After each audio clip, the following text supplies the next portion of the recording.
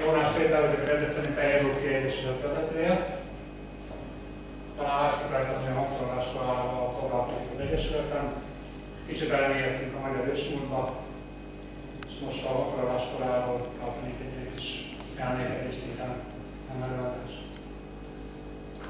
Miért fontosak ezek az előadások a mai magyaroknak, főleg a fiataloknak? Minden népnek a saját azonosságtudatának három fő alkotótámasza van. Állat gyökere, a régi kultúra, a régi történelem és a nyelv.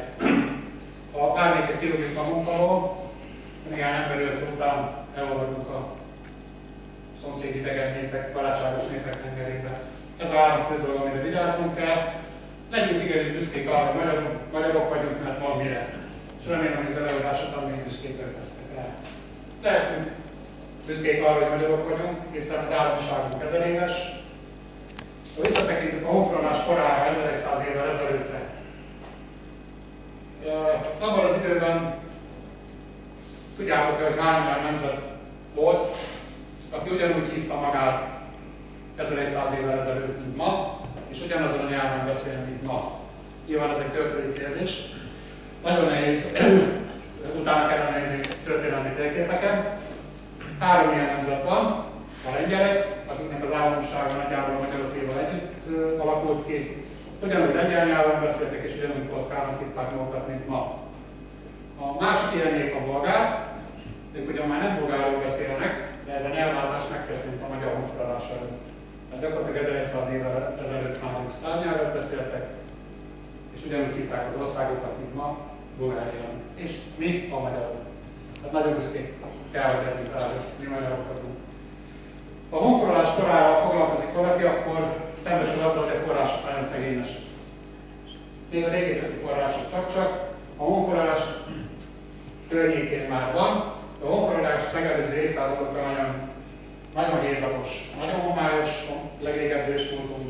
Most találtak Dagesztánba és Baksíriába újabb temetőket, ezért picit majd felülírja a őstörténetünket. Néhány előtt mutatnék meg nektek, akik kutatták a magyarságot, utána ismeritek őt Őrös Toma Sándor, Vámbéri Ármin, aki annak idején az akadémiának törökös forral vezetője volt, a finnugor forralval szemben. Hát ő pedig az alfa és az omega nekünk Pásztor Gyula professzor, több mint 1000 év ásott ki magyar honfoglaláskor is írt. No, akkor egy picit hangolódjatok rá a korra, és trófát meghallgatunk ezben évből, jó? Ki tudja, hol a hang, hol népünk megfogant. Ki tudja, hol a part, honnan sorsunk szétzavart. Kik voltak őseink, voltak-e hőseink, ez már mind a múlt körébe vész.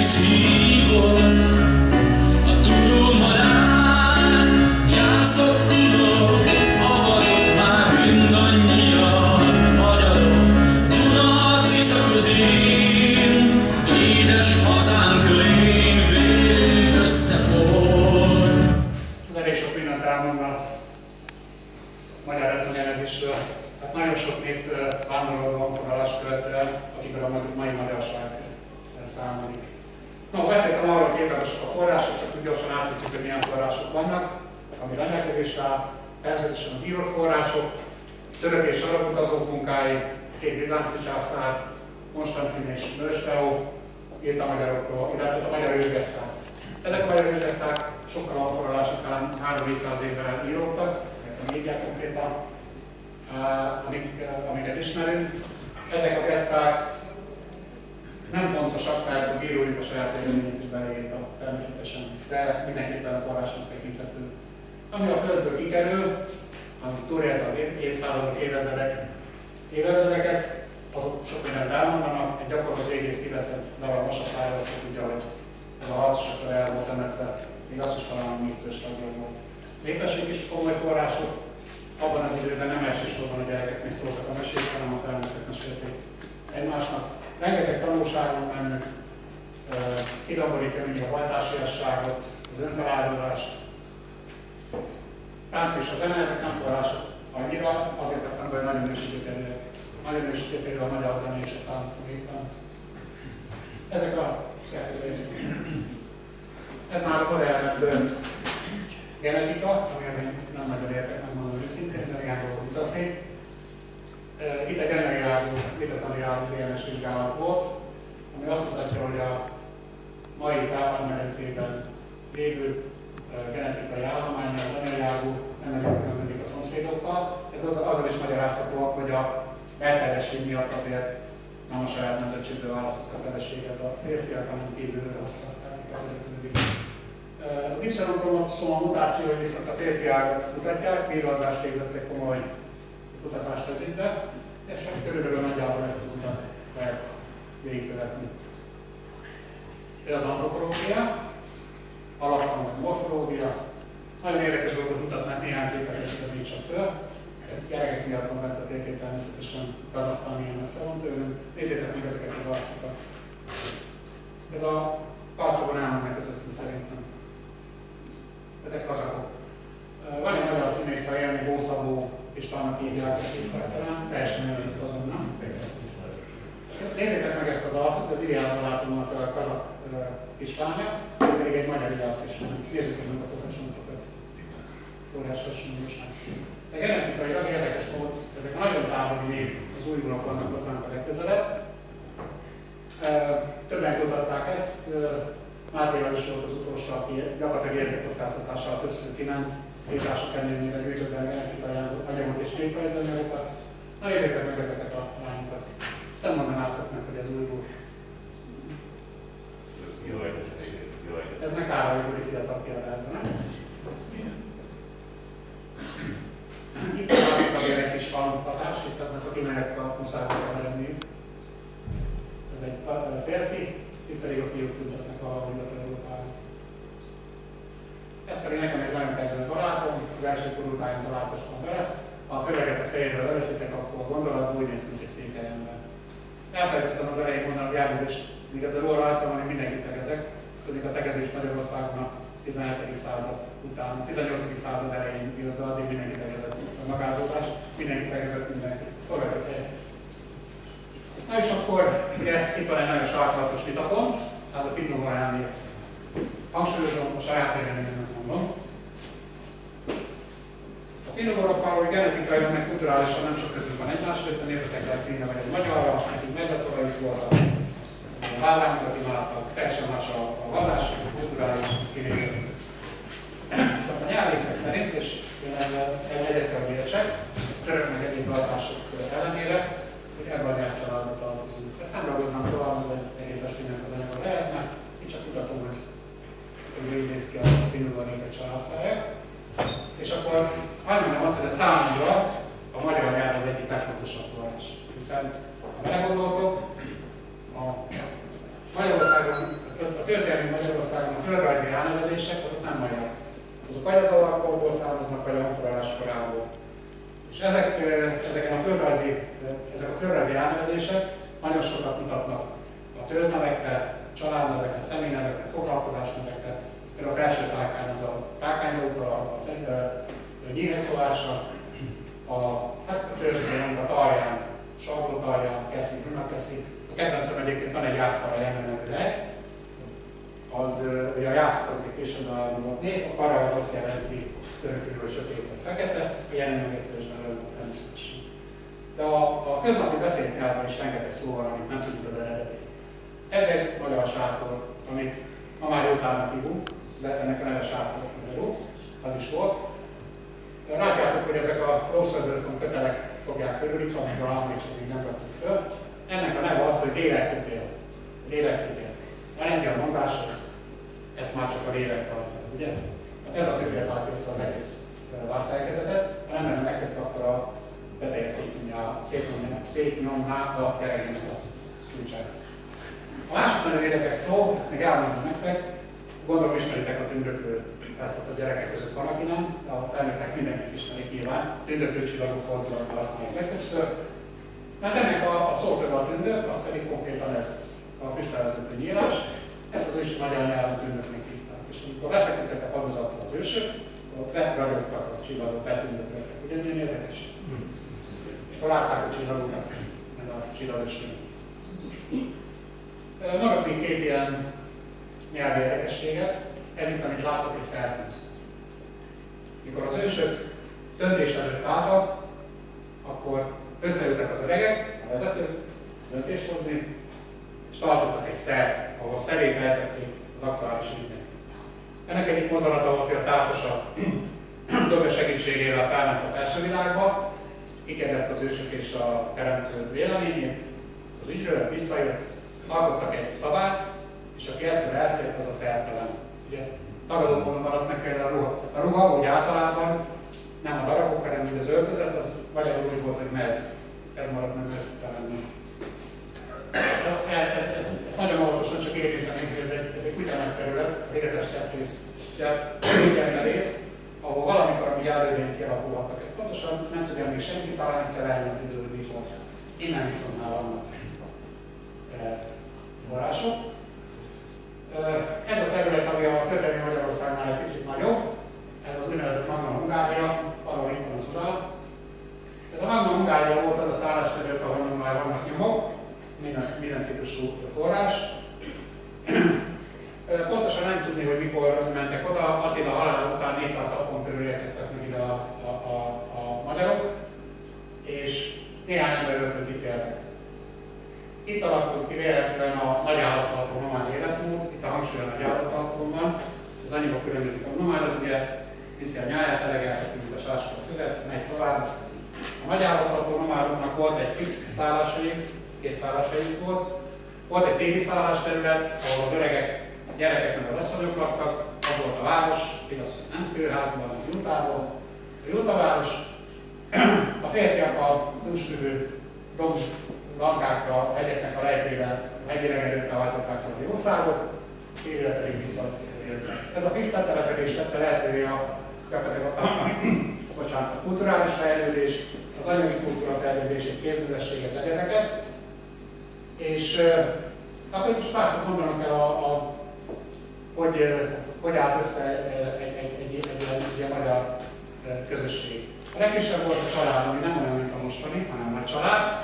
Tehát 40-50-60 ember volt a családban, közvetlen rokonok, egy ilyen kis jótarpokorban éltek, nagy legelő terület kellett nekik, mint nagy terület. A közös nyelvű és közös kultúrájú természetesen közepesen távoli rokonok, más nemzetségekből, azok adták a nemzetséget, bocsánat, azok a családok, akik rokonok voltak, azok adták a nemzetséget. És a rokon nyelvű nemzetségek tudtak kiállítani törzset. Ebből nyilvánvaló, hogy a törzsön belül egy nyelvűek voltak és egy kultúrája. Ha egy törzs megnyerült, nem tudta a saját területét megvédeni, akkor bizony előfordult, hogy összeolvadtak.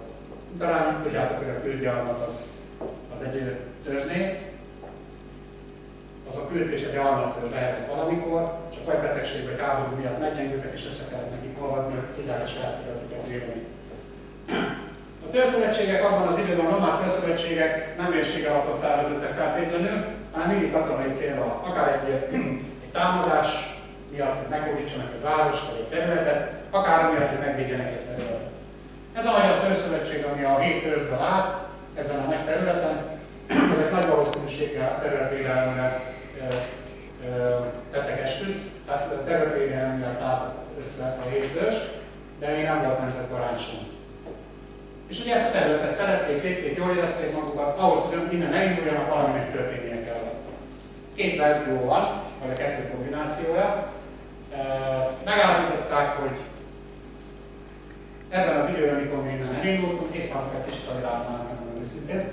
Mikor elindultunk, akkor egy hirtelen témaváltozás volt, egy-két éven belüli gyors elmelegedés, a legelőbb kiszáradtak, és ezeknek az embereknek a vagyon nem az arany és az erős volt, hanem az állat. Akinek több állata volt, az volt a társadalom magasabb rangú. És emiatt, illetve egy külső nagy erejű támadás miatt talán ugye megindult a népvándorlás, a második, az oroszok megnyomták a veseményeket, ránk estek, meg a kiszállott megedők, vagy a kettő kombinációja, és elindult a nyugat felé. Az első Levédia, Rentu Magyaria más néven, ez egy Levédia törzsvőtől kapta a nevét, ez a terület. Kazárokkal kerültünk kapcsolatba, talán, nem biztos, talán tőlük vettük át a kettős tervelenség intézményét, ugye volt a Magyar Gyula meg a Kende, a Gyula volt a katonai vezető, a mindennapokkal ők vezették népet, a Gyula az ilyen szakrális valaki volt, olyas, mint most a köztársasági elnök, őt testesítettem el az egységekből, nem nagyon szólt vele semmire. Ez megmaradt egészen 904-ig, mikor számvezért a bajorok Orgófölben csapták és megnevelették, utána már maradt egy vezér. Levédiából jöttünk tovább az elközben. Ez már a Kárpátok külső Karjánban, és innen már vezettek hadjáratokat a honfoglalás előtt a Kárpát-medencén keresztül. Hangsúlyoznom kell, hogy nem találkozások aráról beszélünk később, soha nem azért mentek, hogy fosztogássanak a területet foglaljanak. A magyarok mindig valakinek a szövetségébe, gyakorlatilag Zsoltként felkértődtek valaki, hogy segítsen egy másik ellen. És ilyen harcokban vettünk részt, és akkor a visszavonuló katonák egy részét is maradhatott már, megjelentették általában, hogy ez egy ragyogó hely, erdő tele vadda, folyó tele valla, nagyon jó hely, ide jöjjünk el mi magyarok, illetve a mi magyar avarazonosságot elfogadjuk, akkor feltételezhetjük azt is, hogy a virág Aranyszeg eredetét keresték, és Attila örökét akarták birtokba venni. Na, itt lettünk még Kiev alatt, még Ámos volt a vezér, ez a vérszerződés, nem ilyen kis előbb voltak a magyar között ilyen vitalizálni. Hát ez arról szól, ugye, hogy a 7 vezér belecseplentették kupakolva a véréből, itt belül is megfogadták, hogy Ámos lesz a vezetőjük, őre állnak mindenki, és az ő utódai vezetik a magyarokat a török időkön át. Hát ez nem teljesen jött össze, mert az 300 vidéki az Árpádház, egy kisebb megszakításokkal Ámos és Árpád ibelékre vezették az országot, néha oldalágról, de akkor is. Hát, ha megnézitek ezt, ez olyan egységeség terület, hogy ezt az Isten Mennyországnak teremtette, a földrajzilag, vízrajzilag ez teljesen látszik. Picike történet áttekintés, csak úgy átszaladok. Megnézett idők, hogy a szkíták voltak, akik a Kárpát-medencék a szalmikák, később megmondjuk a szkítákat. Két törzsük volt itt, az Alföldön a nyazigok, Havasalföld, Moldva környékén pedig Oroszországban. Ez Róma, ez egy érdekes képlet, ez Attila birodalma, Attila halálakor, Nyugat-Róma, Bizánc, Kelet-Róma, a vandálok vannak, nyugati-keleti gótok, azok pedig a népmeség gótusai, a gódulnak nyilván fel voltak. Még egy picit erre bővebben, ezek az arrak lennének, akik a Lavar birodalom, akik kapitalokálni megkeretettek. Nagyon fontos egy dátum, 680, igen, Puskáznak nem tudom, számokat megjegyeznek szeret. 680-ban volt egy nagyobb áramlásra működött még akkor késői avarkorban, amikor megvolt az avar államiság, a kaganátus, egy nagy beáramlás, akiket az 5 szívvédről képesítás népességnek neveztek el. Itt nem látszik azt, hogy nyomon, amikor bejöttek, elég nagy tömegben, véletlenül az avarokhoz, nem harcoltak egymással, tehát véletlenül a itt avar emberek befogadták őket, valamilyen testre egyik lehetett. Hát ez a László Gyula kettős honfoglalás elmélet, amit már sokan öntögettek, így hiszek benne. Hát ezek az emberek, akik ide bejöttek, a magyarok egyik elős is lehetett akár. Muszáj feltételes magam beszélnem, mert a történelmi tudományt is, ami nem teljesen bizonyított, aztán lett. Nem mondhatom azt, hogy ez teljesen így volt. Szerintem igen. Na nézzük meg, hogy mit tett a lehető az, hogy egyáltalán be tudunk ide jönni a Kárpát-medencébe. Két fontos dolog a sok mellett. Az egyik az, hogy itt ez egy hatalmi vákum volt. Róma már felbomlott, a német-római császárság még nem volt sehol. Itt egy hatalmi vákum volt, nem volt olyan nagy katonai vagy politikai erő, ami megakadályozhatta volna, hogy nem tudjuk tenni. A másik pedig, hogy a termékeny föld ellenére egy aránylag kicsi volt a népesség. Ezek a figurák itt nagyjából arányosak a népességgel, ezek lennének a szlávok. Most itt azért ki kell hangsúlyoznom, hogy a szlávok, ezek meg a szlovákok, az két teljesen más fogalom. A mai szlovákok történelmére valaki kíváncsi, adja meg a telefonszámát, hogy SMS-be elküldünk kész. Ezek a szlávok. Illetve a morvák, ők úti szálok voltak, itt volt nekik egy birodalmuk Árpád előtt, birodalmas fejük, bocsánat, de a Szatokok a király meghalta a vérzét, és a két fia nem tudott megegyezni, ő testvérapja. Annyira egyébítették a saját kis erőket, hogy a magyarok másokról nem volt velük.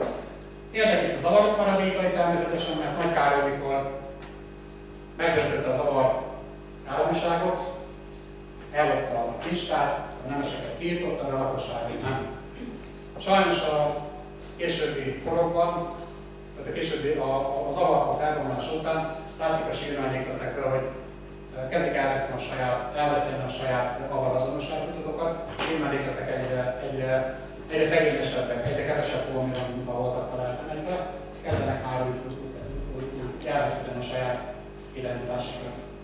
És hát ugye utoljára, nem utoljára, a székelyek, ők talán elvéve voltak, ugye a legenda szerint, mikor Attila meghalt a két fia csatája után, néhány ezernyi úr maradt Csigamezőn, és székelyeknek nevezték a szekulokút magukat.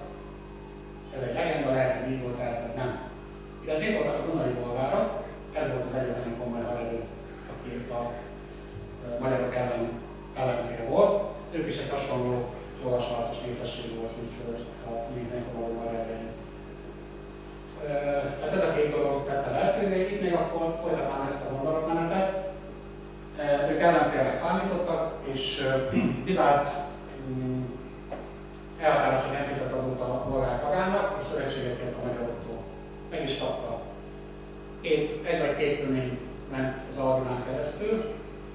A bizánci haderő is megindult a bolgárok ellen, és ilyen két harapofogóba fogtuk őket.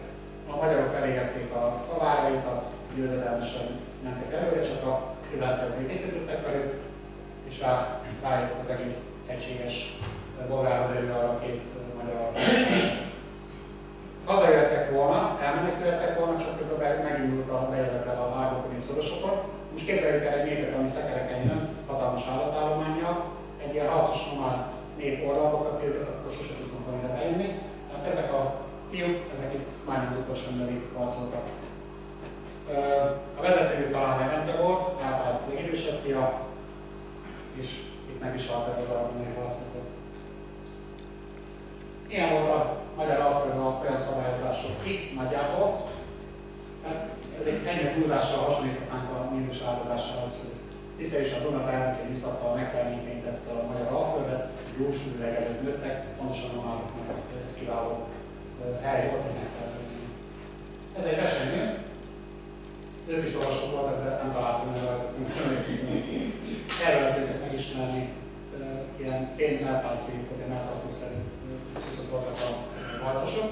Azért raktam föl, mert én elmondtam bizonyos ideje, és én még az iskolai tanulmányomban úgy tanultam, hogy a magyarok elvészben menekültek az események elől Kábárdon szét. És ez egy kicsit érdekes állítás. Feltételezzük azt, hogy a magyar népesség, a Árpád népe a 300 és 500 ezer között lehetett. Említettem már előzőleg, hogy ezeknek nagyon fontos volt az állatállomány. Ez volt a vagyon. Most le kellett szervezni ezt a bejövetet, hogy az állatok ne hújjanak el, óriási méneseket, diákat, csodákat hajtottak, szekerekkel jöttek, családok hoztak. Hát ha besegők megtámadták volna őket, egy ilyen vonuló népet, akkor itt nem beszélnék magyarul, nem lehetett volna ellenállni. Inkább én úgy gondolom, hogy a háttérre támadhatták meg, vezetett az vonulatokat. Ez egy ilyen legenda. Látszik, hogy nem csak Perecki-jöttünk az jelenetét helyre. Ez a gyerekek miatt van, hogy gyorsan végtőlegetem, hogy milyen állatokat jöttek a honfoglalókkal, már nem ilyen szép tarika, hanem ilyen kis rollárba, pici mármagasságú, alacsony és igénytelen rollacskák.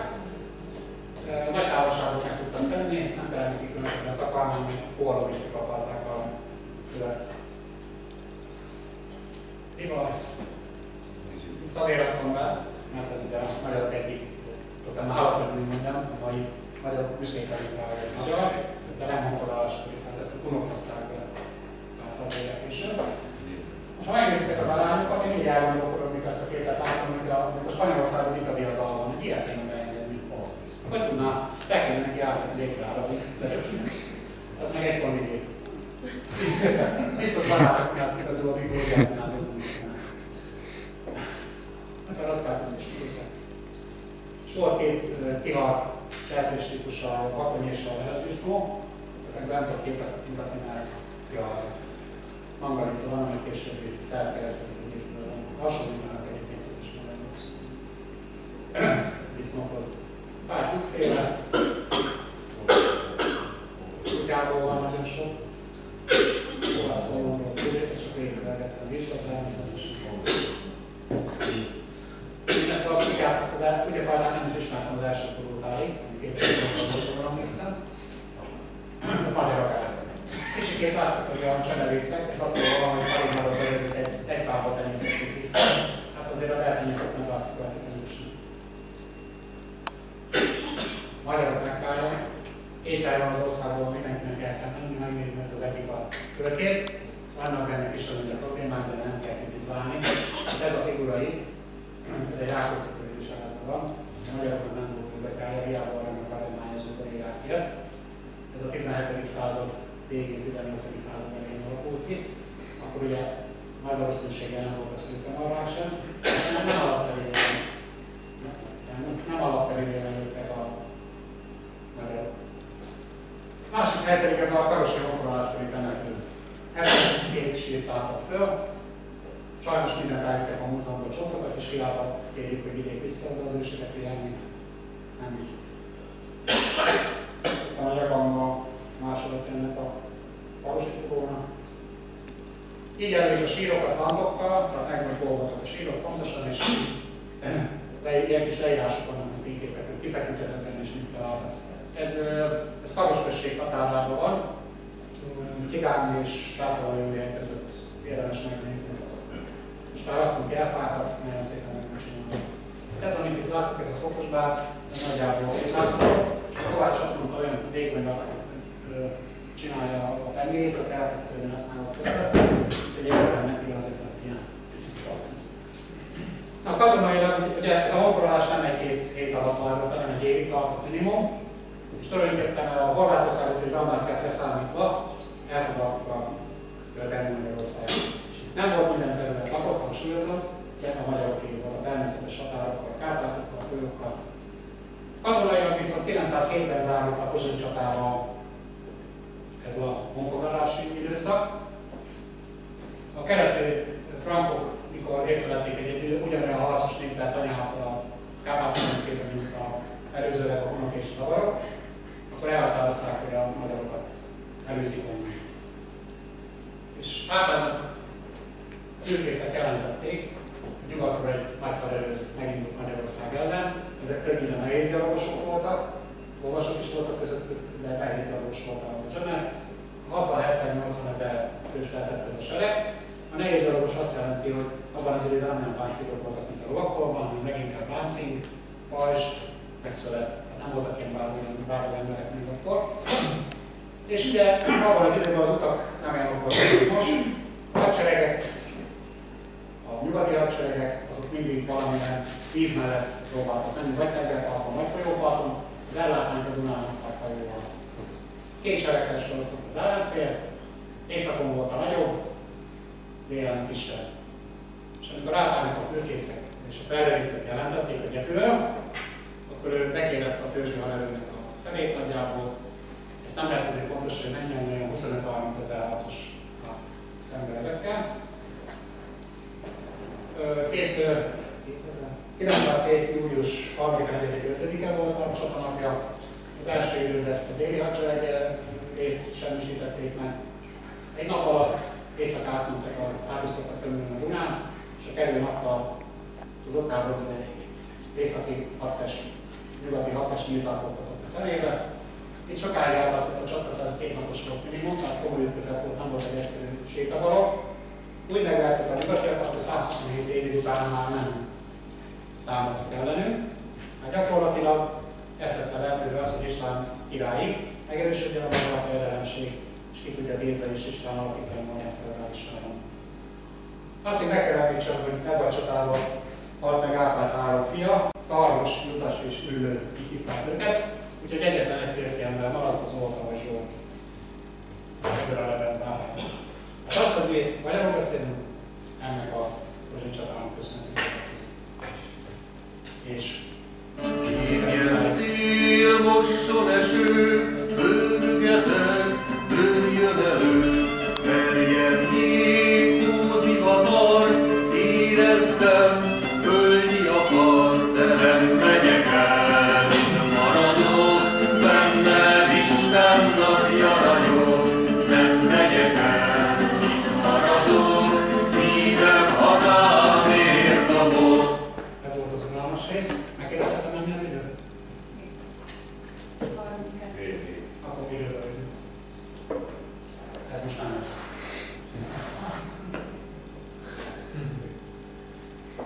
A második rész nem lesz ilyen unalmas, remélem, az volt, és bemutatom a ruházatot, fegyverzetet és életművet.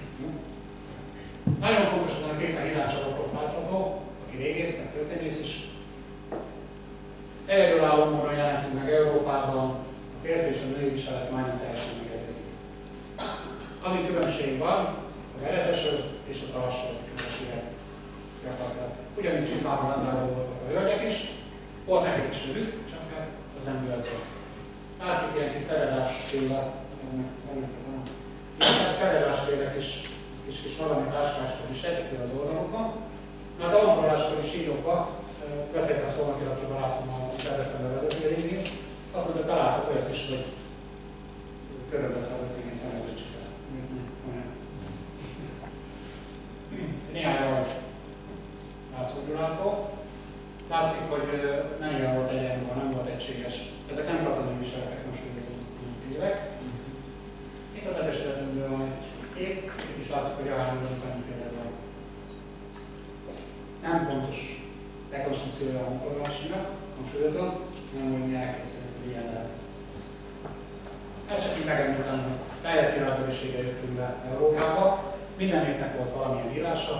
Így a magyarok különböztek a többiektől, hogy nálunk a legegyszerűbb lászlónak is kellett tudnia, hiszen nem tudta felépülni.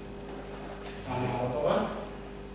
Ezzel egy picike kis apró hiba van, ez 1960-ban jól tudom, akkor találta ki valaki, mert a régi honfoglaláskori magyar rovásírásban nem voltak magányzók egyszerűen. Csak más mondatot használtak, varrójukat. Az szerényünk én vagyok.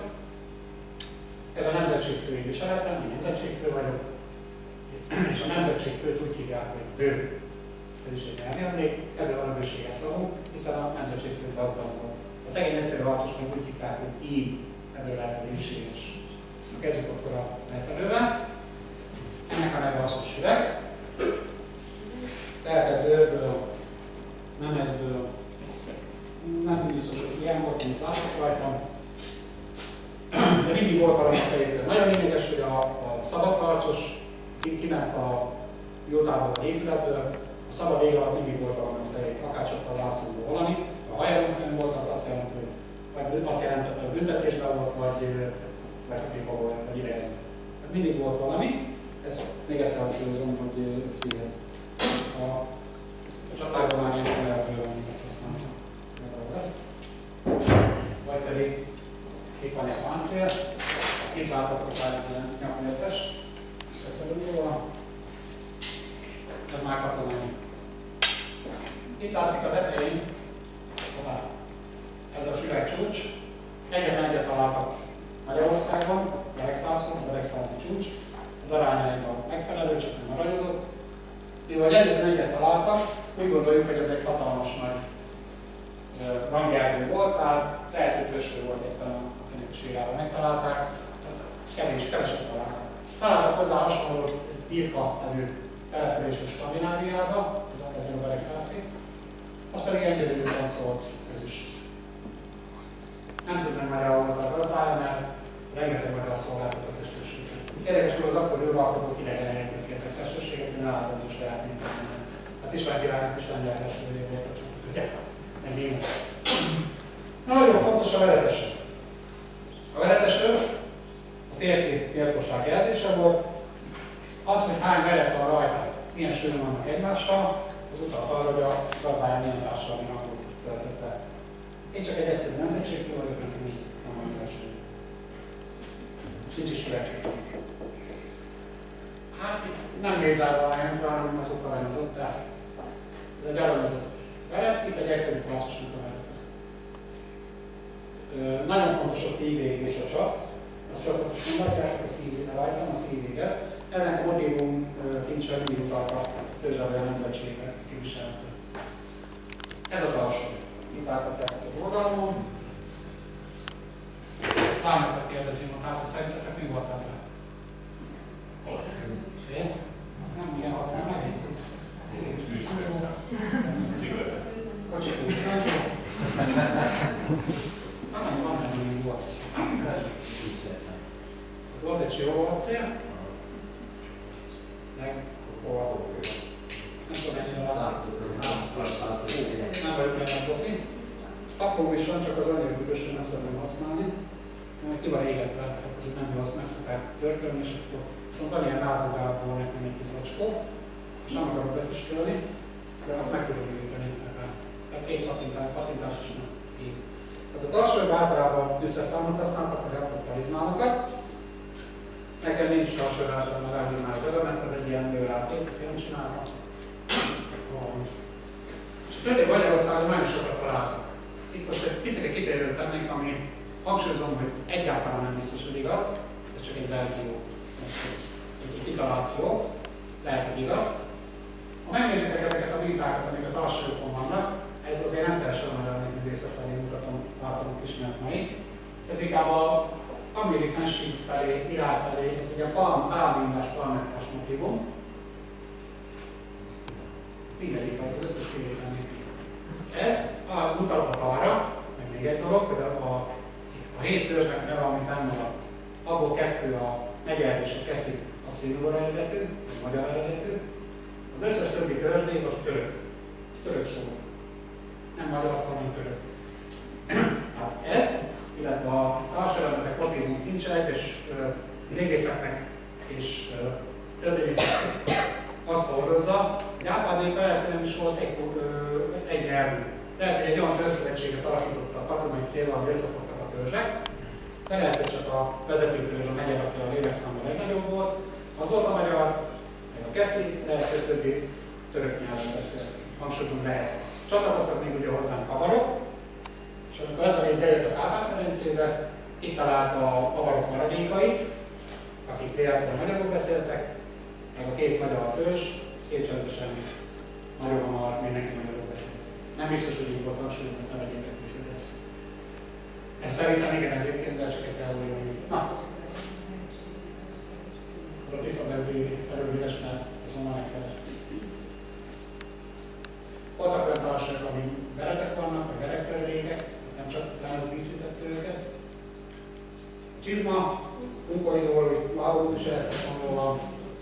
Ez azért volt, hogy a gyerekek könnyen ide csúszott, illetve a mi őseink tisztelték a földet, földanyát. Csak annyit vettek el tőle, amennyi szükséges volt, és vigyáztak a természetre. Még annyira, hogy nem akarták, hogy fölvágja a földet menető futás közben a cipőjük, ezért is lehetett munkori.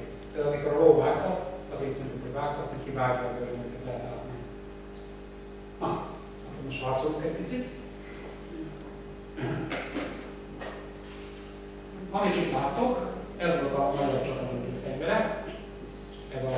Ennek van egy lánykori neve, hivatalos neve. Ez úgy van, hogy is van. Összetett meresztaló visszacsató reflexi, ezt mivel nehezen kéne jegyezni. Akkor így rakom, hogy látszik, hogy ez egy fordított célalak. Mikor felrajzoljuk ezt a fordított célalakot, akkor ez belőle ilyen így. És amikor elengedjük, hát lövünk, oldjuk a ideget, akkor ez a merev kar próbálna visszaállni a eredeti állapotba plusz energiára. Most az íjnak a hatótávolsága négyzetesen függ a kezdősebességtől. Nagyon lényeges, hogy gyorsan ér lesz, ami elhagyja. Függ a kezdősebességtől, ami gyakorlatilag az íjnak a hossza határozva meg az ideghosszú, milyen erővel kell meghúzni, milyen rugalmasak a karok. Az angol íjak, azok nagyon hosszúak az angol. Lovon nem lehet olyan hosszú íjjal harcolni, ezért kitalálták a korabeli mérnök urak, hogy csináltak egy ilyen csapóíjat, aminek a tulajdonsága megkülönbözteti a többi fajtaitól, hogy a réteget összeragasztott feleket, a karmaskaroknál inna és, bocsánat, itt inna, itt pedig szalóval dúsították. Ez mind a 2 anyag a rugalmasságát növeli, illetve ez a csapó rész, ez úgy működik, mint egy ellenőről, amit nézitek. A plusz energiát, már 20-25%-kal több energiát. Na most az így, az most megkezdett szépen.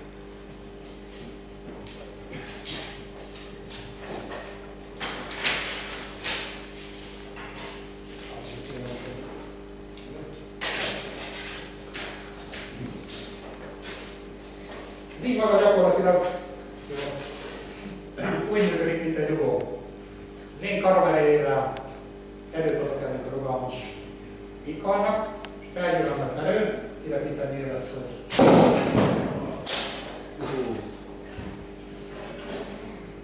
Nem kell fölnyelni húzni. Vele szokott állni egyébként a teljesítőt. Ez ilyen gumilények ékezett.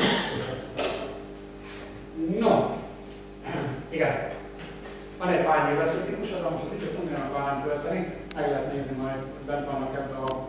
Igaziból a hóforulás korában ehhez hasonló nyilvesszősek ezek voltak, zárató, például hosszú nyilvesszők. Zárató volt, és innen lettek ki a harcosok. Vagy az önkörfüggött, vagy a lóhan.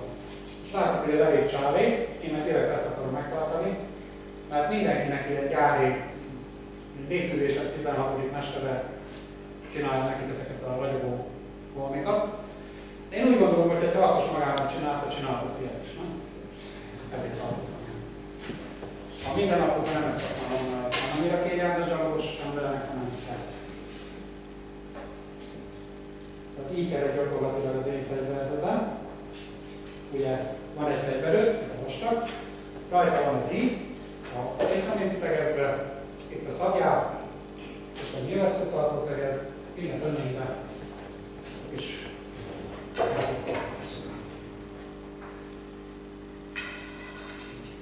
minden itt van, amire szükségem van, a hátamon van egy kis pajzs. Menet közben a lovat kirölik alólam, nem kell fegyvereket keresni, a harcmódorról egy picit később. Itt egy pár íj van. Ez Dzsingisz utáni az aranyborra, a Timurnek idejéből való íj, és működőképes. Nem lehetett fényképezni, nem engedték, hogy engem ki akartak nem vezetni kétszer. Csak hát nem vagyok olyan sem rész, hogy ezt megtették volna. Ezek, amiket itt láttok, ezek török porról zsangolíjak. Ezt így kell felvezetni, kézekkel vissza kell törölni. Egyen nem is tudom, nem tudom kézzelni, ezt tudtuk felvezetni. Ez egy mongol rózsálmonyos íj, ilyen nyilvesszőkkel mutatni. Na most, akkor úgy nézett egy hadművelet, ha magyarok tudták megválasztani a csatahelyet, akkor felállt egy seregrész, szemben az ellenféllel, és valamilyen teleptárt akarására gomb vagy facsafog mögé elrakták a tartalékot, a rejtve maradt részeket. Akár a Besándor háborúit nézzük, onnantól kezdve még az amerikai polgárháborúig is úgy nézett ki egy csata, felálltak egymásra szemben a katonák, általában sorokba, később a nézőgetben a Napóleon idejében, amikor olvasatában volt a sorokba. Valamilyen fegyverrel vagy szurkálták, vagy nyilaszták, vagy gyakran muskétával lőtték egymást, és amíg sor felbomlott, az gyakorlatilag el is vesztett a csatát. Ez mindig is így volt, nyugaton is. A keleti embereknek az volt a magyaroknak a célja, hogy ezeket a sorokat felbontsák. Hát ilyen nyílzáporral tették ezt meg, és képzeljétek el a következő helyzetet. Hova egy kisebb? Mindegy, mindeztem bejelent. Nem akartam, mert az nagyon magyar. Tehát itt van az bajor, így várja, kicsit rosszabbra az ellenséges magyar rohamot, így van a szépen két árvítosan. Akkor nézzük messze, így szemüvegbe, hatalmas tova felett, nagy hatalmas. És gondoljuk, hogy 1000 harcos megindult, az minimum 5000 volt fel. És amikor elkezdenek kibontakozni, de egyszer csak ilyen, húj-húj-húj-rá! 1000 ember. Akkor már egy kicsit elkezdtek rezegni, és ott ilyen ízápozó jutottak rájuk, és akkor aztán lett a tolkát, hogy eltállt a barátának, második lassába fúrról, tud még a lánciket átütték simán. Mi a gépöcsök ezzel átudjuk ezekkel a nyilvesszőket. Akkor már egyből irányba szállt a változság, a sorok felvonultak azonnal, és ezek után, ha feltudnánk gondolni a sorokat, akkor jött a közelharc, nem? Akkor ezt ismeritek a színlátban, megülés. Ülődésre indulnak, és akkor a elköszködő hadsereg körbe őket. Bezárják kívül a ellenfelet, akkor muszáj megadni magukat, hogy meghalni. Már nyilzából szeretnék. És valahol lesz egy videó, majd a fáknak a domboranáját nézzétek. Itt. Elépüli a növény. Bepi. Lő! És a pontos célzás azt tette lehetővé,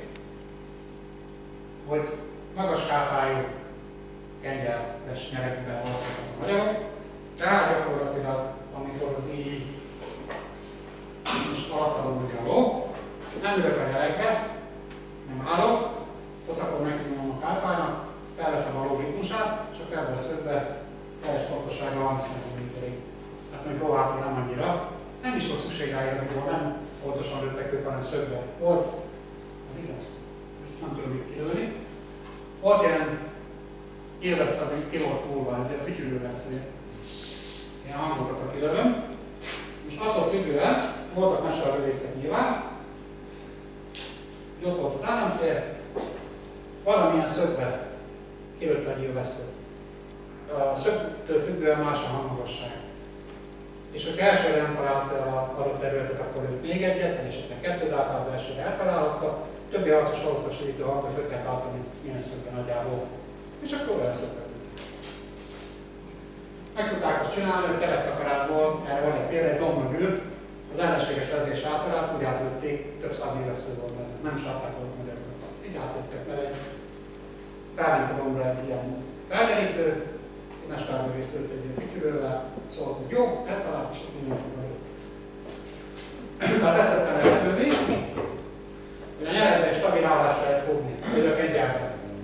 A kengyel az magyar találmány, tehát ha látok olyan filmet, hogy a római katonák lovagolnak lóháton kengyelbe, ez egy nagyon erős csúsztatás, mert akkor még nem volt kengyel. Ezt az avarok használták először, a magyarok honosították meg Európát, de több mást is. Erre nem volt nekik gomb. Ilyen figurákkal küzdötték a ruháikat. A művelet nyugatiak nem használtak fehér, nem. A szekereken a forgózsában, az is magyar találmány, és ezt magas kápával azt párnyűre. A keretrendben hasonlóképpen. Itt készül egy füleli nagy gyerek, a napjainkban. Már évet csinálnak. És itt látszik, ennek olvaskának nem azért áll, hogy a sörényemmel be van zsárézve, ez teljes sebességgel megy, mint a gép.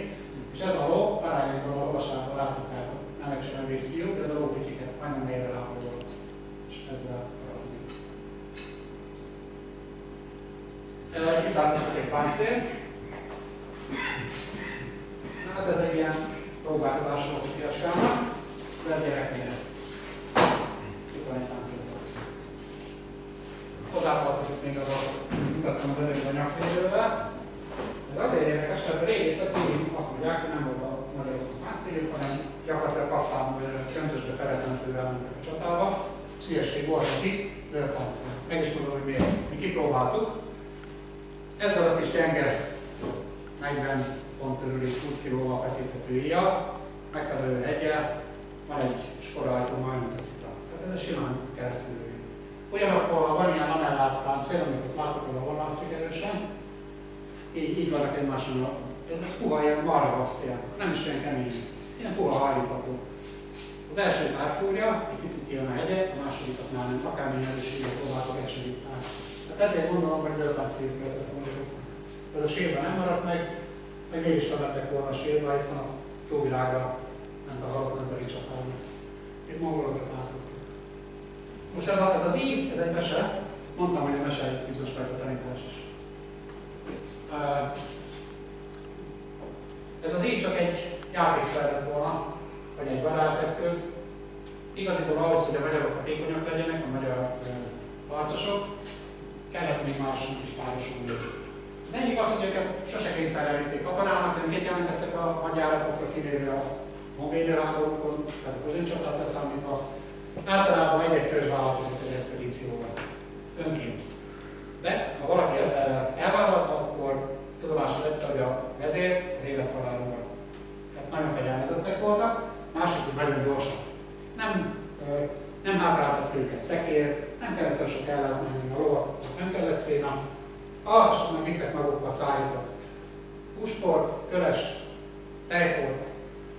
Nyilvánvalóan, ha volt idejük, akkor vadásztak, hogy fosztogattak, hogy minden rendesen darab az időben, ha sietni kellett, akkor sietni kellett.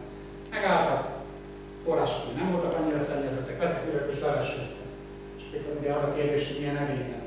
Cserékerék összetört volna a lovakon, fémerék nem is használtak, nem is védták volna kis lovak, hanem bőrtömlők, bőrből készült bogrács alapú szerkezetben kaptak vizet, és ugye hát az elégett volna a tűz alatt, a tűz fölött, ezért követelítettek, felhőködetbe ledobták a vízbe, még fel nem forrt, belevetták a hozzávalókat, és így tápálva a sűrűleves. Ez a kőleves, gondolom ismeri mindenki, ez ilyen nagyon régi gyökérre mutat vissza. Egy gyökérni szépen. 53. Egyetet akarom fejezni, a félrevesztés. Ezt hagyjuk. Megláttatok egy pár dolgozatot, ezek magyar hagyományozó alsók.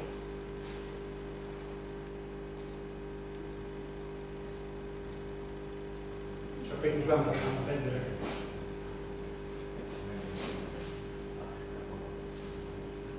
Gyere!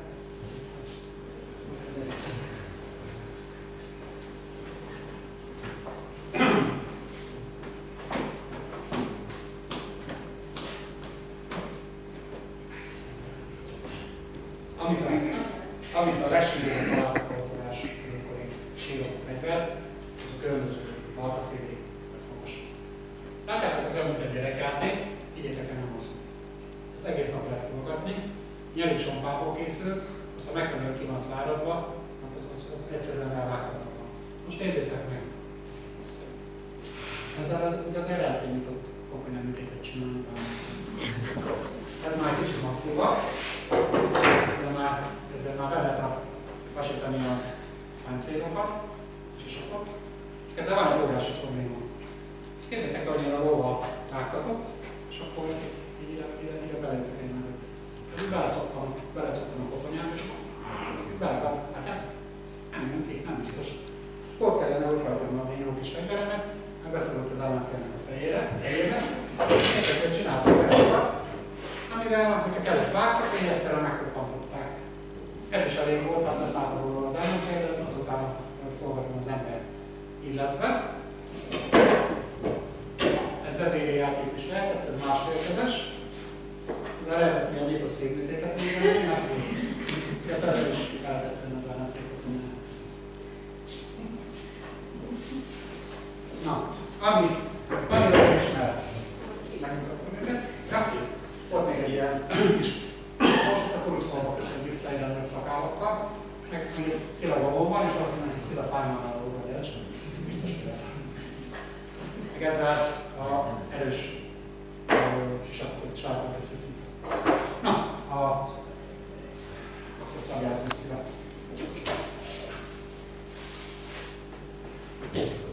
Kérjük. Ez, amit itt a kezemben láttok, ez a egyik legkívesebb magyar fegyver. Ez a honforraláskori magyar szabély. Most régen kétféle fegyver volt kartéleség a világon. Az egyik az egyenes kétélű volt, és az alul így jöttek ki. És ott tört a csont, meg sebet vágott. Az a típusú fegyverekkel, ez inkább semmi, nem? Azzal látjátok, hogy ez meg van görbülve. Arra vágjuk, és szépen úgy húzták. Sokkal nagyobb sebet tudott okozni. És ez a honfoglaláskori, tehát ez egy zsákutca volt egyébként, mint kiderült. Ez a fegyver majdnem egyenes, nagyon nem hajlik. Látszik, ugye? Viszont a markolat meg van törve a pengéhez, és ezt a vágó mozdulatokat ezt tudják esíteni. Nagyon jellemző még rá a védővas, egy gömbalakú, illetve az, itt látszik jobban, hogy a felső rész, ez csak egy kicsit hosszabban, mint ez, kb. A fegyver egy hamaráig ugyanilyen borotvélyesen van fel, mint az alsó. És hogy ez mire volt való? Az egyik az, hogy meghaltasz. Csak nem társadalmi. A félrőtömölet, és akkor itt már vágom is a csukóját. Ezt már látszott? Igen. Másik verzió lehetett, tehát a lovasról az úgy nézett, hogy teljes gőzzel mentek a lovak, és egy csapásra volt idő. Tehát nem mint itt a filmben, hogy megállnak és addig egymással lehet vissza-vissza, hát ilyesmi. 30-40-50 km sebességgel, egy csapás. Ha nem sikerült, akkor visszahúzunk a húzón talán. De ami én szerintem, ez a legfontosabb használata volt, és nem hiszem. Ez egy vágófegyver. Alapvetően, de szó is lehet vele.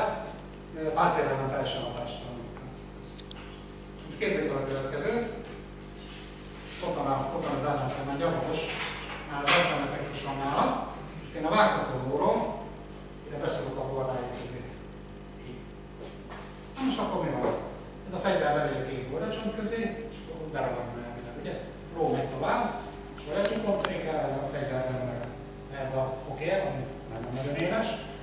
A felső bordacsot elvágni és szépen visszajön. No, tehát ezek voltak a de a legelső fedel nem az volt, hanem a felegész. Méghozzá ez mindig van is rá. A nyílzápor végén, a vége lett a nyílzápornak, akkor volt ilyen, ezek látszik, hogy nehéz a feje. Röviden elárálni, még ennél is röviden. És akkor vágtak a orva, első sorokba felevonálták. Ez minden napig. A rósebessége hozzáadódik a állványvához képest, meg a karamelléjével kibocsájtott energiát meggyorsítja. Ezzel nem lehetett távolra rúgni, mert nehéz volt elég, csak közel.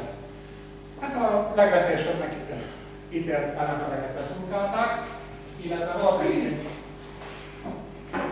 nyilvánvaló komplikusú hossza, ez egy kicsit nehéz, ezt nem lehetett rúgni abszolút. Ez egy ilyen mondjuk vagyoglelő volt, a lóhát általában sokan használták, de ez pengének is jó volt. Tehát így volt így meg lehetett jótolkát is vágni, szólni nem akartak. De szólni vágni lehetett vele. Ezt nem dobták el soha. És hát a törölőkkel jelent ez a hófarok, nem mi őseink is használták. Ez volt az első fegyver, utána jött a kard és a fokos. Ezzel még bemutatnék egy ilyen technikai érdekességet. Lassan ma ezt az egyenes kardot minket. Tartsd le, nincs kívül. Bocsánat, de ezt meg kell gyakorolni hosszú. Ezzel így kilettek el az ellenfél kezéből. Virágcsapot csináltak, az egyik évben rajta volt, a Karcon Egyetemen láttam.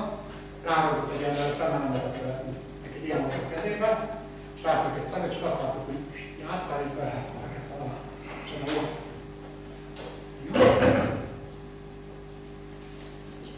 Ja, őt. Megfogjuk.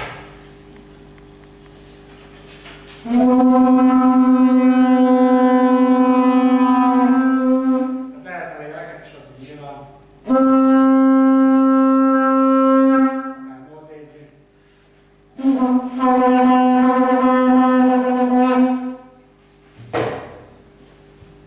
Itt látok, ez a lehetőtje. Igaziból egy gyászkapitányi küld, a motivum mutatja, hogy gyászot hozták be.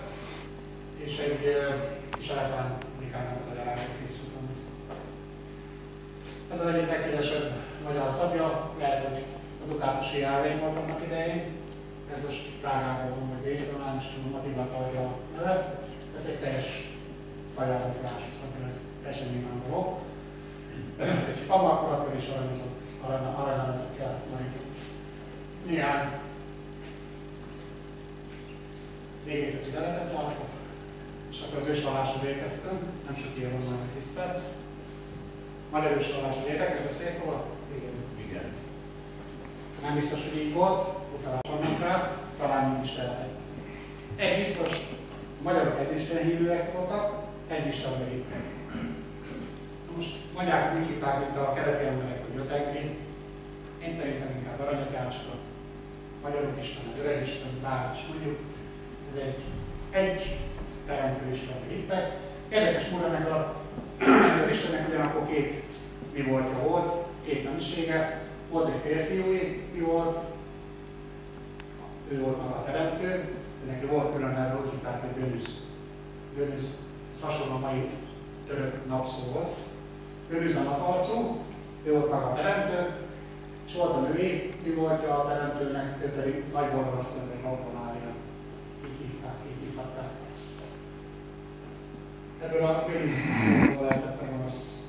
Amikor felvettük a katolikus vallás, és továbbra is itt Bönüszbe a gonoszul. Nem csak játékot betűkben egyébként, nem biztos. Egy látok egy érdekes fazon. Ez a magyar tápos. Egy létalapban nagyon olyan érdekes.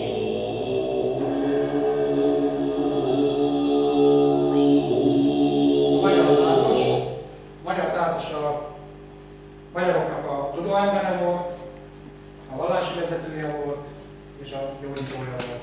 Álmos funkciót töltött be.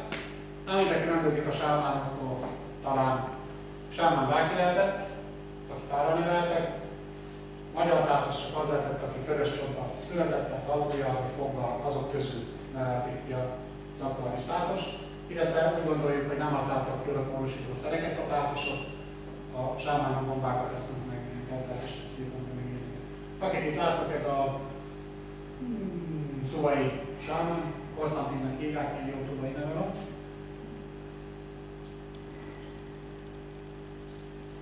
És a tátos karipáról néhány szót még mesélek, hogy még menjünk vissza.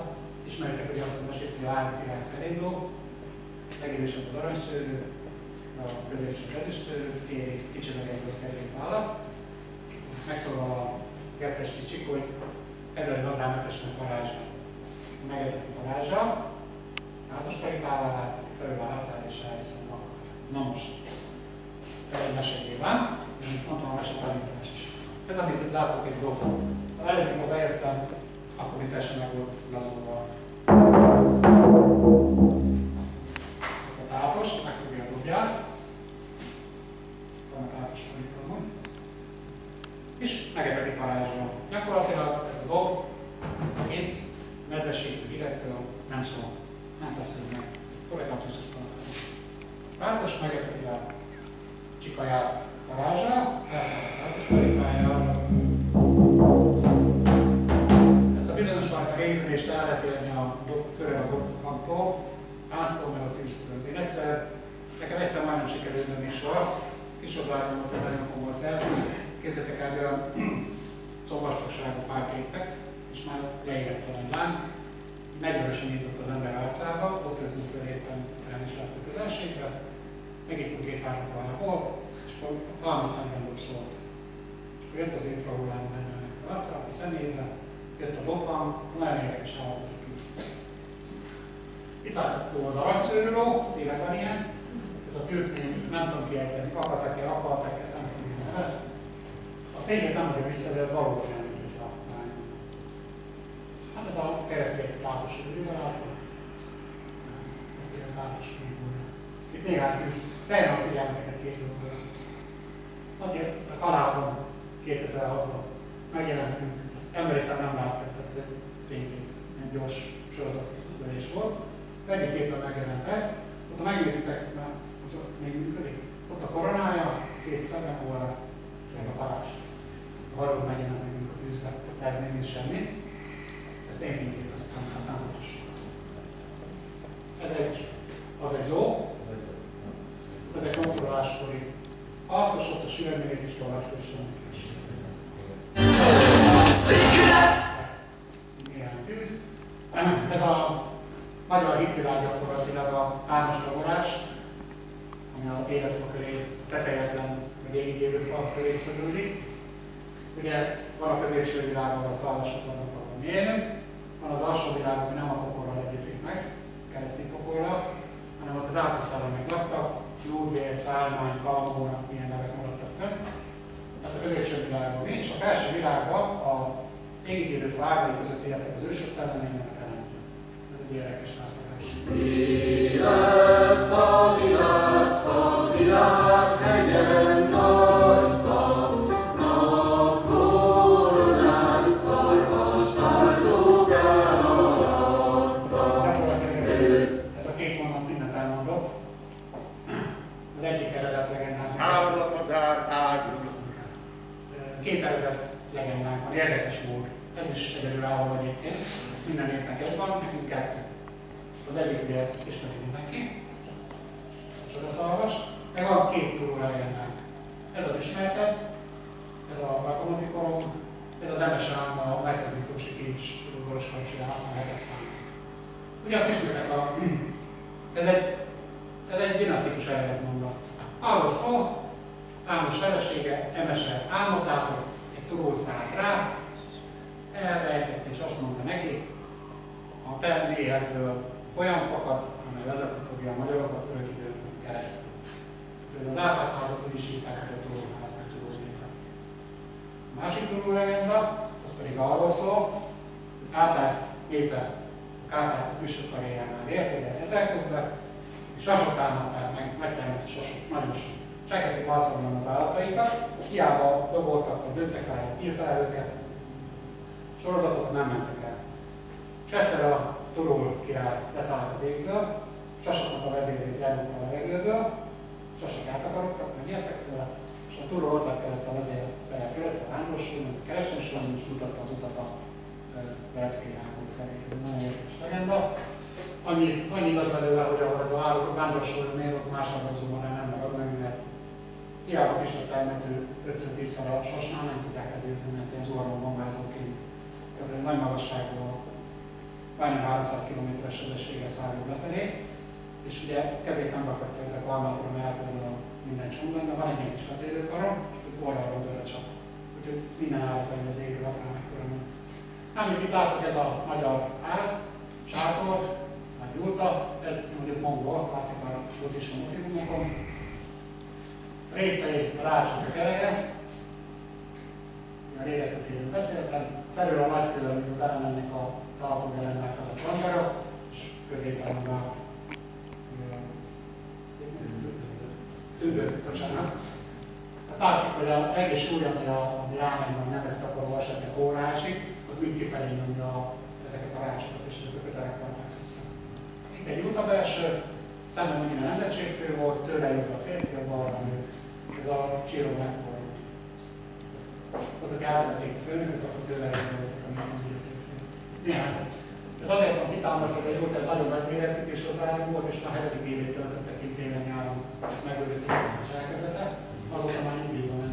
Itt látszik, hogy rágjelvet látották a rágjelvezetek a keregyére elhasztottásztól. Itt már egy kis megbeszélés van. Itt láthatjátok a keretügyető vezérének Attilának a jutáját, ez a lakáson van rendezve, szőnyegek borítják, el lehet benne lakni. Ott van egy kis vendégváró, van ott ez a milyen kobak vagy voltak, ahol mindig volt egy kis italkumisz, meg borra és úgy akár is. Most is van egyébként a alapod a helyén, meg kell nélkül valami. Ezek pedig korábbi házak, nyilván honfoglalás utániak. Ez egy elemház. Én úgy gondolom, hogy fölbevált lyukak vannak és ilyen sátortető. Én gondolom, hogy ebben nem igen éltek emberek, mert a büszke nép, aki romanigát utáborokat, hogy a felében nem a föld alá. Szerintem ebben akár többkármint mondtál, mint tartottak, de lehet, hogy legszegényebbek raktak jönni. Ez a legegyszerűbb patisvaróház, gyakorlatilag ide leveltett szörpöket és körbefonták, és árvalatot osztották. Ez a zsiliffalu, itt ezekben a gerendában látjuk ki a volna, és belevetnek a leszkálnak. A legfeljebb pedig ez a boronaház, az egy boronaház, ami így más. A honfoglalás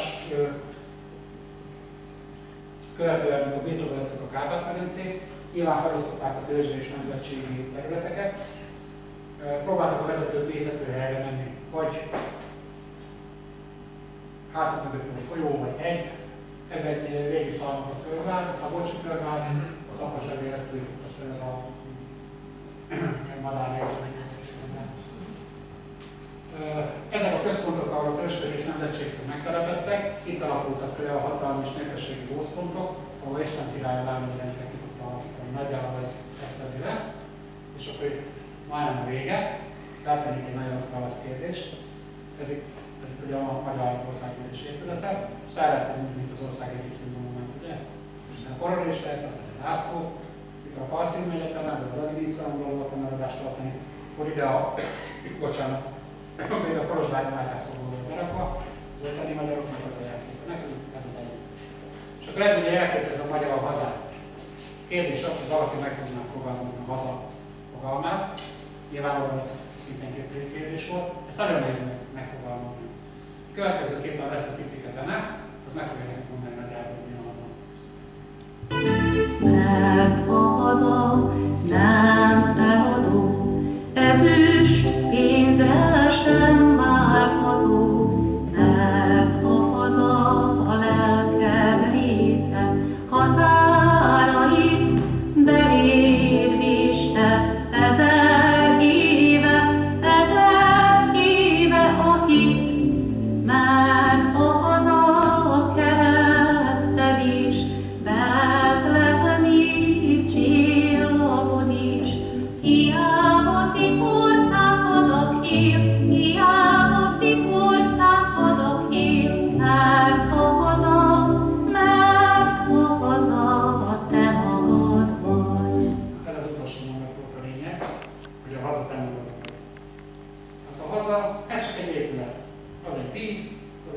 föld, az semmi. A haza mi szívünkben van. Addig magyarok élnek Magyarországon, és olyan magyarok élnek Magyarországon, akik néha gondolnak a hazára, kicsit pártososan a szívükbe érzik a hazát, addig lesz magyar haza, addig lesz Magyarország. Utolsó képek egyike, ezt olvassátok, nem szeretném felolvasni. Elkaptam valami aját, hogy nem sokan beszélés. És akkor egy picit emeljük fel magunkat lelkileg. Emeld föl fejedet, büszke nép, viselted a világ szégyenét. Emelkedj magasba, kis haza, de az elnyomatás iszonya. Emeld föl fejedet, büszke nép, viselted a világ szégyenét. Emelkedj magasba, kis haza, de az elnyomatás iszonya.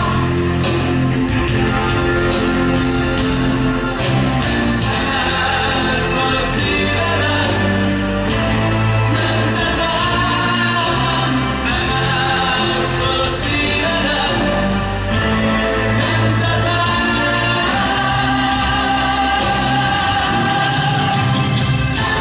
Emeld föl szívedet, nemzetem! Lángoljon, lángoljon, lángoljon, lángoljon a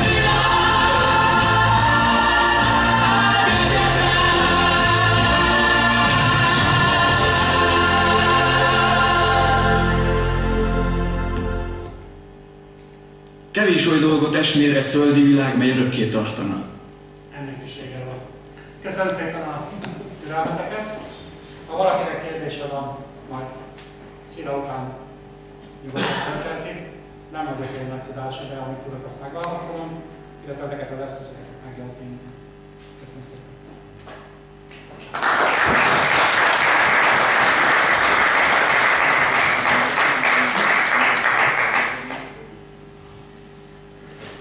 Jó, akkor eltárgyalnak, mit lehet játszani.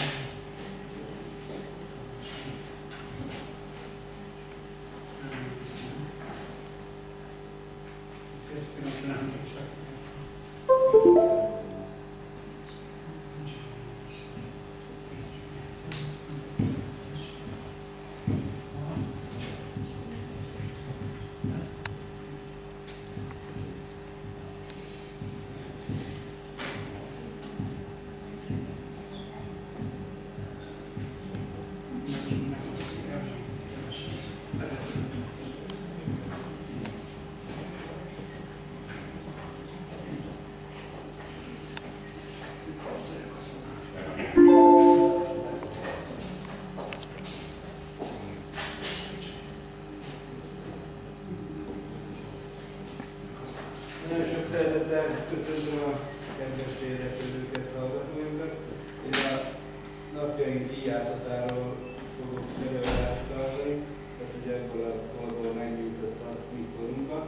60 000 íjász van hazánkban, és ezek a rendezvények, amellett, hogy megmérettetések, íjász találkozók, és az íjászok nagyon tisztelik egymást, mint egy család egy ilyen íjász rendezvény, és ezeken a rendezvényeken a baráti kapcsolatok is elmélyülnek.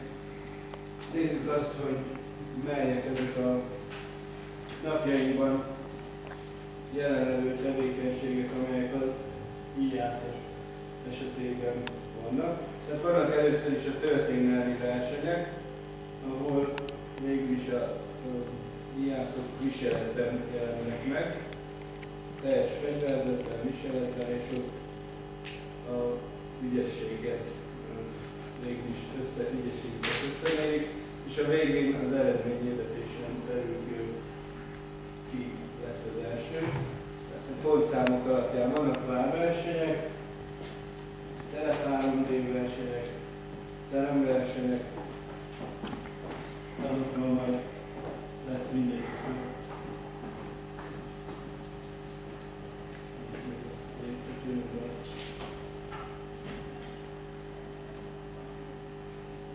van a nyílzátor, azt már láttuk. Minden év június 26-a körül van a hétvégén, amelyik amikor hétvégére esett a Kozsonyicsa termékére. Akkor ezt külön megnézzük majd. Rendezvények, íjász találkozók, országos és nemzetközi, és van a lövetés, amely tehát a bemutatók végén, aki szeretné kipróbálni az íjakat, őket végül is ümögyből lövetjük. Nagyon kell figyelni az ilyen lövetésre, vannak, aki végül is ezt végzi, tehát az ő felelőssége az a vesző oda menjen, ahova kell. Ilyenkor rendszerint inkább letesszük a célt, hogy ne legyen probléma. Egy pillanatra nem figyelünk, akkor már bajok történnek. Erre szerencsére nem történt semmi gond. A képzés pedig az, hogy aki szeretne beállni hozzá, akkor megtanítjuk azt, hogy kell kezelni az íját. Minden íjászat esetében tudni kell, hogy 1 év kell ahhoz, hogy valaki így megtanuljon rendesen lőni, az íjat kezelni. Ezt én is éreztem így. Hát de mindig meg szokták kérdezni, hogy én mikor kezdtem, hát én 2008. szeptember 15-16 órakor kezdtem el az íjászatot, és azóta egyre nőtt a tapasztalataim mindenféle célok esetében, meg versenyeken.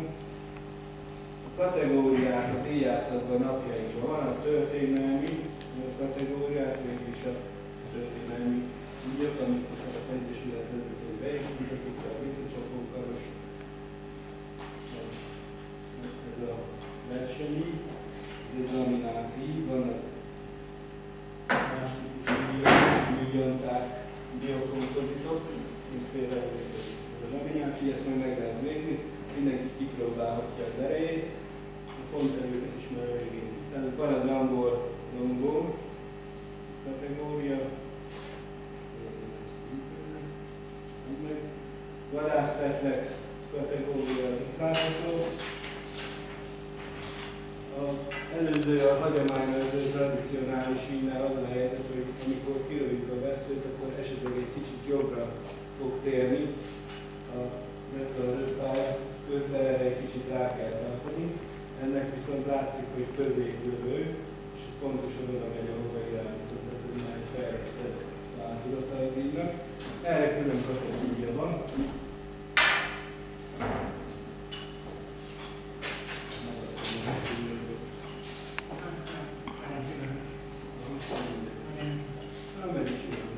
A csigás kategória, számszerű íjászat van. Itt a íjakban, a felépítésben és a fonterőben van a különbség. A visszacsapókaros történelmi hagyományőrző íjak.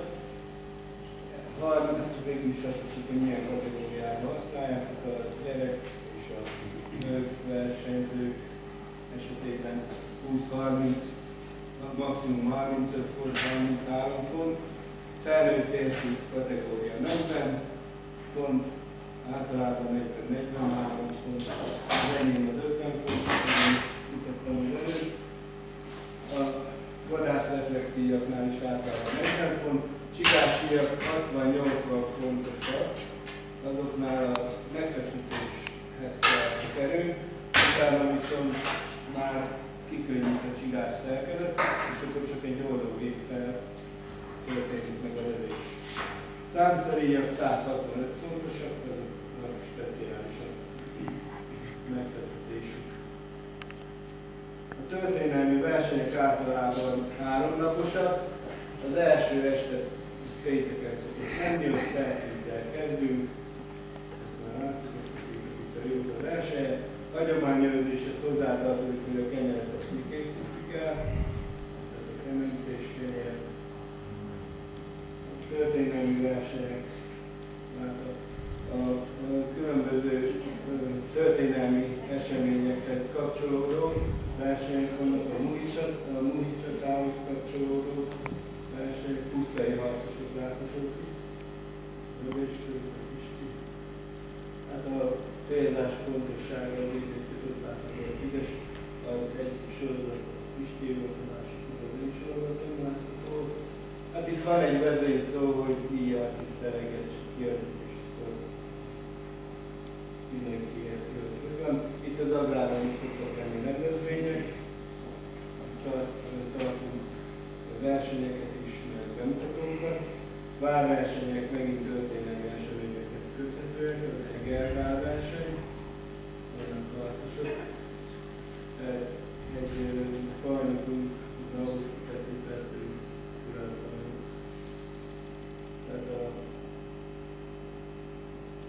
Itt látszik, hogy ott van az árnyékunk, ez fönt a vár fokáról kell azokat a célokat meglőni, tehát ez fekvő ellenfelet szimbolizálnak. Boldogkőváralnyai várverseny. Ez esett ott az eső. Általában ott szokott lenni, hogy amikor a rendezvények vannak, azoknak megvan az időpontja. Hogyha akkor jó idő van, az ajándék. Ha nem, akkor az senki se érdekel. Tehát van, hogy romázunk, vagy megfagyunk, vagy szénnézünk a napot. Ez futás közben kell fölni egy járóból, még cél, gyorsan. A csigás kategória látható itt, ez a csigás szerkezet, ami kikönnyít, ott látható belül. A csigások, ezek verseny előtt így gyakorolnak. Látszik, tehát a csigás íjnak van célzórendszere, de van olyan is, amelyiknek persze nincsen célzórendszer, Erdélyben, Hóban. Az Egyesületünk célja a hagyományőrzés mellett a mozgás és a természetközeli életmód középpontban helyezése. Általában minden verseny helyszínen nagyon szép tájakon van, például a Tisza, tavasszal és őszig, téli.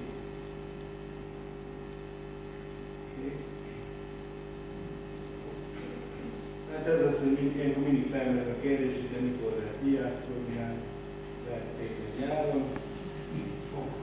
Ez -22 fokkal volt, aki egy pulóverben volt, jól meg is vagyok. Délután felment a hőmérséklet, -8 fokkal, tiszta hőség volt. Nyáron, ott meg volt olyan jó 50 fok, meg párás levegő, aztán rágolgatodnak, rágéget, ez etesen volt. Hány éves kortól mindig felmerül ez a kérdés, hogy hány éves kortól lehet vigyázkodni. Milán 5 éves volt, már 6. 6 éves korában már komolyan vigya volt. És 75 éves korig, ez a veteránjaink, Attila bácsi és Ferenc bácsi, Laci bácsi. Tehát ez veteráni tiszteletünknek még a senior kategória. Sajnos én is az vagyok. Olyan magas kategória. Az Egyesületünknek volt a saját versenyei. Itt a versenyeken különbözők a pontozási rendszerek. Az általános az, amikor 2 ülést lehet leadni, és mind a 2 értékelni. Van 10-es zóna, 8-as zóna, tehát szív zóna, a vadászversenyeken, 3D versenyeken. A 8-as az üdő, és a bárhol eltalálja a célt, az 5 zóna. Aztán van egy olyan, ami egylövéses verseny, az életszerű, mert végül is azt nézzük, hogy a becselkedünk egy állatot, és lövünk egyet, a másikat nincs is fognak bánni, tehát ez az életszerű. Meg van a büntető pontrendszeres, amikor az első mellé lövi az íjász, a második lövésre -5 pont. Tehát a 10-esről akkor csak 5 pont, a 8-esről akkor 3, és ha hiába találja el a célt, hogy nagyon boldog lesz, hogy mégis eltalálta, 0 pont. Tehát az ilyen